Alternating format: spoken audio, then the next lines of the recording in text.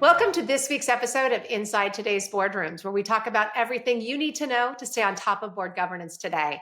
From board members to subject matter experts to educators and beyond, we'll learn all about emerging trends in corporate governance to keep you informed for your corporate boardroom journey, whether you're a sitting board member or aspiring to the C-suite, all in 10 minutes. I'm Lisa Edwards, Executive Director of Diligent Institute and your host for the show. Today, I'm joined by Tina Sharkey. Tina is an entrepreneur, an advisor, an academic, and she's currently serving as a lecturer of business innovation at USC's Iovine and Young Academy. She's a pioneer on the web and in consumer mobile and some platforms as well as e-commerce through her work as a founder of brands like iVillage and Brandless. She's also a board member at PBS, Havenly, and Heyday. And if that isn't enough, she consults with Fortune 500 brands on MarTech branding, emerging technologies, and more. So I could keep going, but we only have 10 minutes of Tina's time, so let's get started. Tina, thank you so much for joining us today. Such a pleasure to be here. My first question for you is, you're one of the few CEOs that I would say were an OG in the internet business in your iVillage work, and then have more of a current business, a web-based business in Brandless and e-commerce that was more of a D2C. So first of all, let's go into a little bit of the technology on that evolution of this sort from Web 1.0 to Web 3.0. Well, when you think about Web 3 and even a company like Brandless, in many ways you can think about omnichannel. And when I mean omnichannel, when it comes to distribution and retail, there's obviously direct to consumer, there's marketplaces, there's, physical retail, there's embedded retail and all the rest. But omnichannel, if you think about it broadly in the context of Web3 and how directors have to think about it, you have to think of multi-platform and all platforms. So you can think of those as channels in many ways, many of which can be your own channels in the Metaverse, channels in real life, and channels that are third parties like social platforms, whether it's TikTok or, dare I say, X, or Facebook or Insta or Threads. Like, these are all channels that all have metrics, YouTube as well. And so how do we think about these channels? And ultimately, we're going to have AI channels. I mean, right now it's all rolled up into GPT and other things, but you have to think about managing basically a scorecard and targets across so many different platforms to understand you meeting your audience where they live, as opposed to hoping your audience or your customers are going to come to you. Maybe let's talk a little bit about that a little bit more. As you think about the things that you're seeing and some of the innovation that you're seeing as part of your work, what are those opportunities and risks? What are those areas? Because boards think in terms of enterprise risk management that C-suites and boards should be thinking about, and how do they think about this in this new era? Yeah. So I would think a lot from a manufacturing perspective. Maybe NFTs are hot or they're not hot, or they're just JPEGs that are on the blockchain, but don't write off Web3, because from an enterprise perspective, supply chain on the blockchain. I mean, we saw what happened to supply chain challenges in COVID, and now the supply chains are coming back to normal, so to speak. Hopefully they're digitized for everybody. And now they should be thinking about the dynamic nature of the supply chain on the blockchain, so that you're looking at all the factors, geopolitical factors, climate factors, resource factors, et cetera, to actually understand what the implications are on your supply chain, basically in real time. I also think that directors need to be thinking about what does it mean to meet a Gen Z audience, a Gen X audience, a millennial audience, and thinking about the segmentation, the voice, and the experience based on who they're trying to reach and where they're trying to reach them. When you talk about things like the metaverse, how do you think about, is the metaverse dead? Is it long live the metaverse? It feels like it's not Facebook's project of the week anymore. So how do you see that evolving? And how do you see that technology applying to companies today? And as you mentioned, manufacturing, for example. Yeah. So when you think about the sales product, I'd say that's the last layer. But if you go back many layers and you say, what does the metaverse mean for manufacturing as an example? You may be familiar with digital twins. So digital twinning, in terms of looking at the way your factories are running, the way you are simulating and organizing talent and teams globally, people coming together to actually understand what are the risks in your manufacturing. Are we twinning our manufacturing in the metaverse so we actually understand where the risks are? Because those risks for 10 seconds down or 10-minute down can cost millions of dollars for many different manufacturers.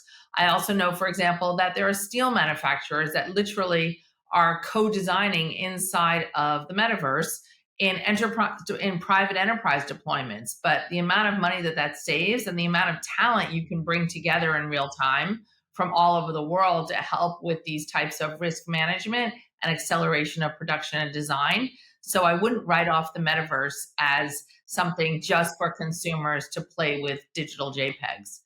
Funny, I think you were actually the one that gave me the example of one time, if you think you're not using Web3, think again. When you bought that couch, if you took the picture and you visualized it inside your living room with a photograph, if you did that, then you're starting to approach these kinds of technologies. Yeah, I mean, if you were to take the Web3 out of it and talk about shared economics, if you were to talk about shared IP, these are things that are becoming very table stakes for companies. So if you're running Disney or you're running, EA, and you're thinking about, okay, well, it used to be that all of our games were, all of our players, all of our consumers, and it all ladders up to the corporation. Now you're looking at games that are disaggregated. Billions of dollars are being played in gaming, which are all in the metaverse because people are competing with each other. You could argue that this whole conversation we're having right now is in the metaverse because we're not sitting next to each other at a desk. We're in our physical spaces having a virtual conversation. So these things that we're starting to take for granted as just table stakes are all happening in a virtual, high-end, high technology, high definition, high audio world. So many of those things that are happening are already in the metaverse.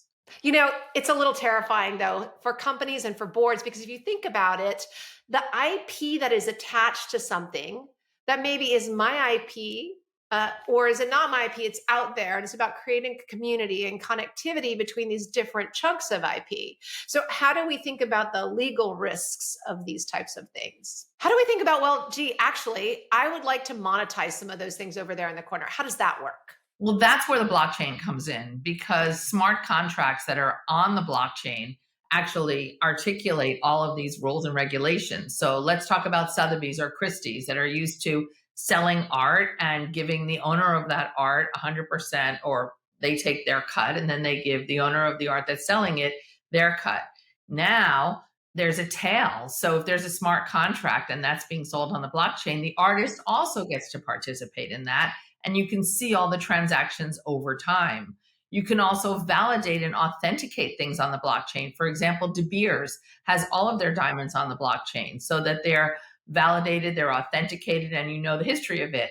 There are sake manufacturers in Japan that have all of their vintages on the blockchain. So understanding these smart contracts, being able to use them as a way to authenticate goods and services is another great use of it. And all of that is articulated in a smart contract. I would say long live blockchain, Bitcoin. We still have the jury's out, but I know you're a fan of digital currencies as well. And I like to believe that there's a long play for digital currency. I'll save that for another episode. Maybe the last bit of time we have, what should boards be paying attention to? What should they be asking of whom? I mean, there's so many touches. We just talked about legal. We talked about marketing, the CEO. What should boards be asking their C-suite to make sure that they're on top of this stuff? So I think first and foremost, I think scorecards are where I would start because understanding performance across all these platforms, which is hard to manage, but it's important to understand growth, penetration, the old expressions of, MAUs, monthly active uniques, or daily active uniques and things like that. You have to look at it across platforms and the time spent in all different places and managing your IP across that. That's the first thing. The second thing is where does our IP sit and how are we protecting our IP in these various places? And the third, and this is something, that I teach at USC, is understanding the community implications because community is serious business.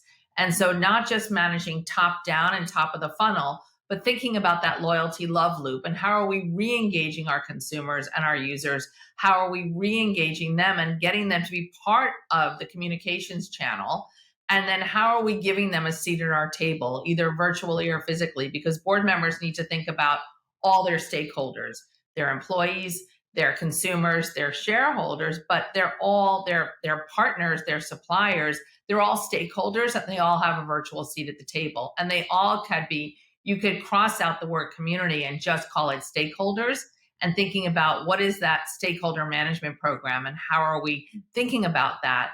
Because you want to, as Edelman says in their trust survey, you want to have your stakeholders defend you, not defriend you. And so thinking about that is very important. That's good. I love that phrase, the loyalty love loop. I'm going to start having to use that, and I'll have to have you back to talk about the loyalty love loop more, because we're just getting started, and there's some great nuggets there in your wrap. But we are going to end it there. Thank you so much, Tina, for those insights. It's been a pleasure. My pleasure. This is just critical stuff for boards to understand and to have working knowledge of. Thank you so much to our audience for tuning in. And we'll talk to you next week with another installment of Inside Today's Boardroom from Diligent Institute. Thanks again, Tina.